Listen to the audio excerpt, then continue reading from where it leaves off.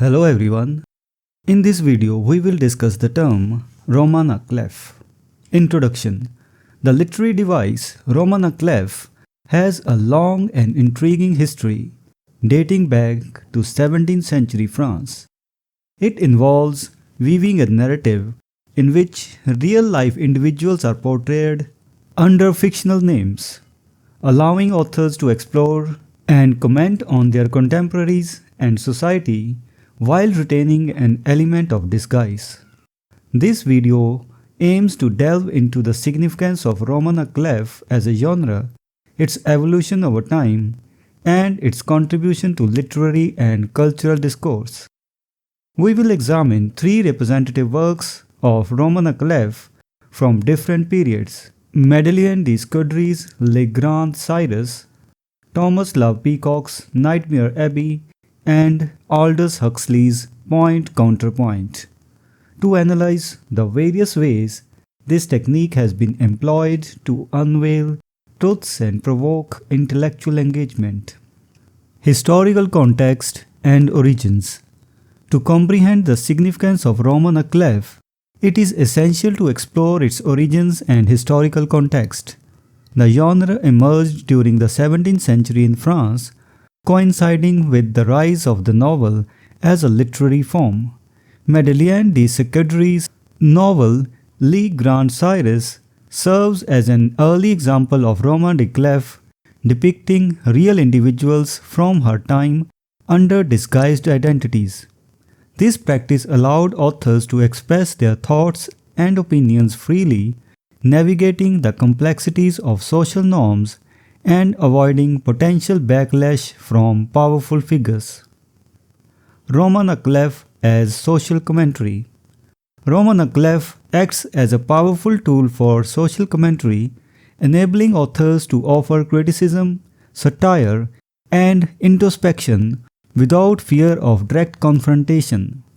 Thomas Love Peacock's Nightmare Abbey, set in the early 19th century, humorously caricatures prominent literary figures like Coleridge, Byron, and Shelley.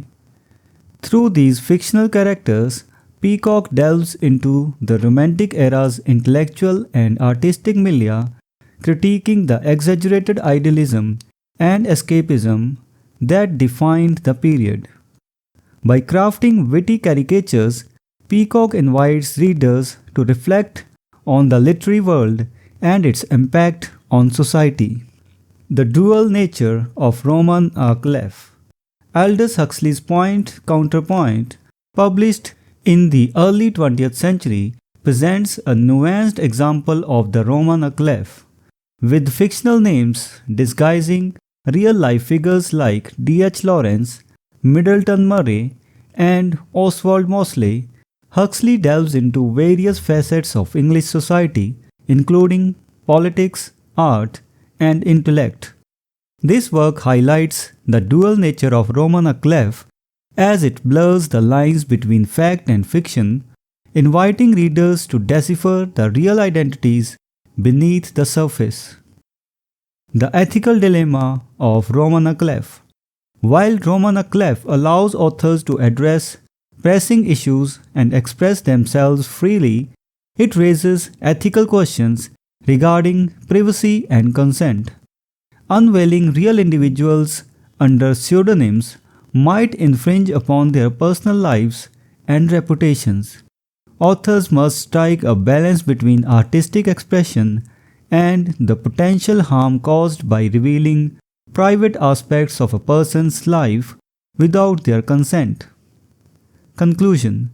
Roman à clef has been a compelling literary device since its inception in 17th century France. It continues to be employed by authors to offer social commentary, satire, and criticism while maintaining an element of discretion. Madeleine de Scudéry's Le Grand Cyrus, Thomas Love Peacock's Nightmare Abbey, and Aldous Huxley's Point Counterpoint are exemplary works that exemplify the genre's power to captivate readers while revealing hidden truths. However, the ethical implications of roman à clef must be carefully considered. as authors walk a fine line between artistic expression and respecting the privacy of real individuals. So this was the discussion on the term roman à clef. We will meet in the next video and discuss some other term. Until then, goodbye and thank you. Hello everyone, welcome to this series on literary terms and literary theory. If you want to study the notes and MCQs related to this term, you can click the link given in the description. We are also going to start our online and offline classes for UGC NET for English literature very soon. So stay connected with us.